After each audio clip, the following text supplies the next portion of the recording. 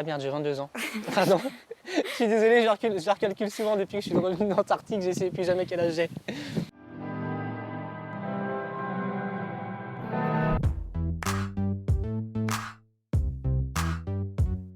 On va traverser 25 pays et effectuer 15 000 km pour justement sensibiliser le maximum de personnes à l'écologie à travers des récits, des photos et des vidéos qu'on pourra réaliser sur place, quoi.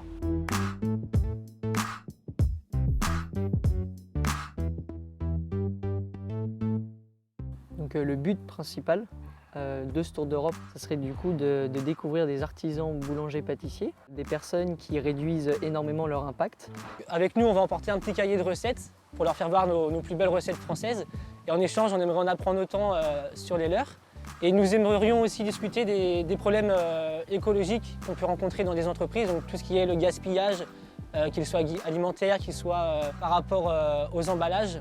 Le but, il est vraiment de partager une expérience et pas d'imposer quelque chose.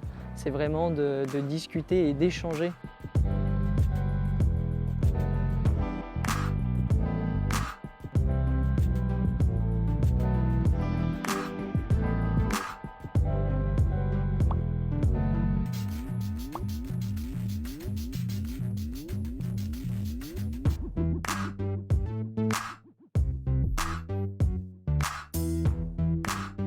J'avais besoin de découvrir des choses que personne n'avait encore jamais vues et je pense que partir là où très peu de personnes ont l'occasion de partir, c'était vraiment l'endroit idéal pour ça, quoi. J'avais jamais quitté vraiment la France avant. Pour un premier voyage, l'Antarctique, ça paraît extrême, mais c'est exactement ce que je recherchais. Je ne m'attendais pas à découvrir autant de choses et je reviens ici avec une ouverture d'esprit absolument énorme.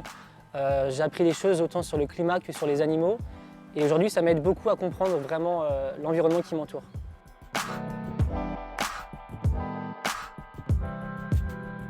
Tout a commencé déjà quand j'étais sur la station italienne, toujours en Antarctique, où j'ai revu pour la première fois des verres jetables, des assiettes jetables, du papier pour s'essuyer les mains jusque dans les toilettes, qui peut paraître absolument banal ici, mais qui finalement ne l'était pas pour moi à ce moment-là.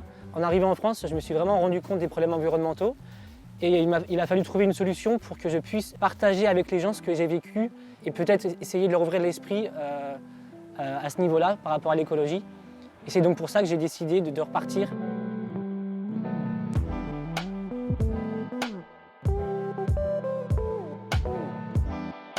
Il m'a harcelé, j'ai eu très peur. Non, pas du tout. La première fois qu'on s'est revus, c'était on a repris contact dans un petit village. On a passé quasiment 6 heures, je crois, à discuter de l'Antarctique. Dans ma tête, je me suis dit, ah ouais, il se passe quelque chose à l'autre bout du monde. C'est pas normal que chez nous, ça se passe pas, ou du moins, ça se passe pas assez. Avant, j'étais un petit peu moins sur tout ce qui était écologie, je faisais un petit peu moins attention, etc. Maintenant, j'y fais beaucoup plus attention. En plus, du coup, je vis avec Tony. J'ai dit oui tout de suite parce que le projet m'a beaucoup intéressé. Je m'attends vraiment à essayer de faire partager ce sentiment-là que moi j'ai eu, cette envie de vouloir faire toujours mieux et me sentir mieux dans ma peau par rapport à cette écologie.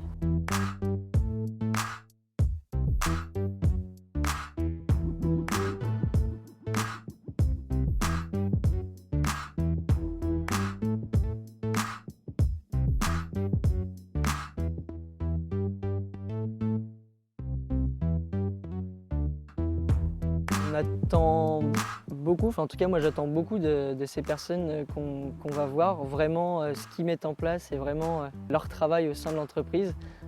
Et puis discuter de leur spécialité et voir si nous, on ne peut pas leur apporter des choses de par notre jeune expérience, que ce soit sur l'environnement, mais aussi que ce soit sur les pâtisseries et sur la boulangerie, tout simplement.